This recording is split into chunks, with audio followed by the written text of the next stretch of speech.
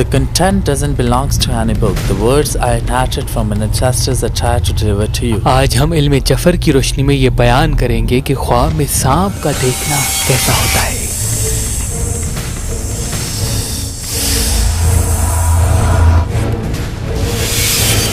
امام جعفر صادق علیہ السلام نے فرمایا سانپ دشمن کی طرف اشارہ ہے۔ اگر گھر میں سانپ دیکھا ہے اس کا مطلب آپ کا دشمن گھر میں ہے۔ اگر سانپ آپ کو کاٹ لیتا ہے یعنی آپ کو نقصان پہنچانے والا ہے اور پہنچا لے گا۔ اگر سانپ صرف آپ کو دیکھ رہا ہے اس کا مطلب وہ صرف آپ کو نقصان پہنچانا چاہے گا لیکن پہنچا نہیں سکے گا۔ بعض مرتبہ لوگ خواب میں دیکھتے ہیں کہ سانپ کو پکڑ کے ان سے کھیل رہے ہیں، اس کا مطلب یہ ہے کہ آپ کا دشمن کبھی بھی آپ پہ حاوی نہیں ہوگا۔ اگر سانپ پانی میں تیر رہا ہے اس کا مطلب آپ کے رزق پہ حاوی رہے گا۔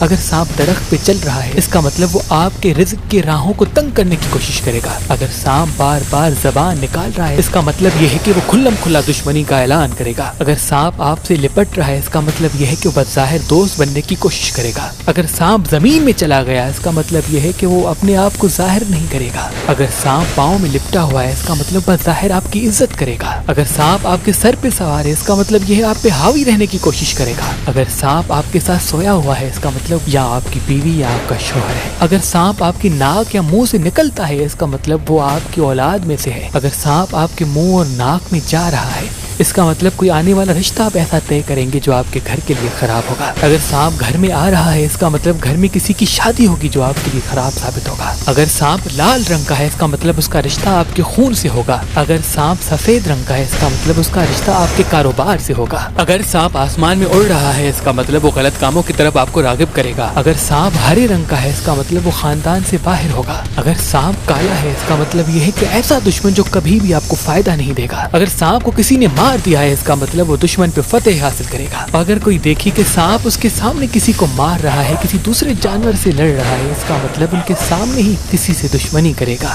اور سانپ کی آنکھوں سے انسان کے دشمن کے نام کا پہلا حرف ظاہر ہوتا ہے۔